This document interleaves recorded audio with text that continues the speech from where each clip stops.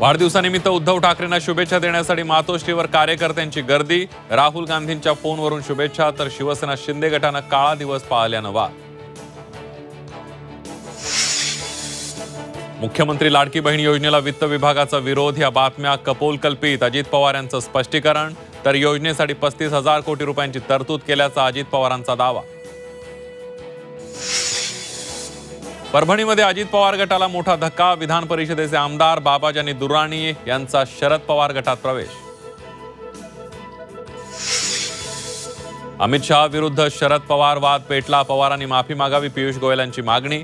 शहांवर टीका म्हणजे सूर्याला दिवा दाखवण्यासारखं, बावनकुळेंची टीका, तर हा दिवा जेलमध्ये पाहिलाय पवारांचा टोला।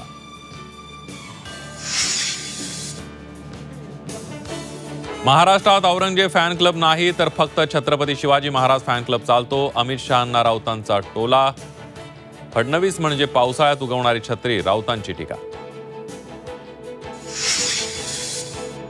शिवसेना आमदार अपात्रता सुनावणी पुन्हा पुढे ढकलली, 3 सप्टेंबरला सुप्रीम कोर्टात सुनावणी होण्याची शक्यता।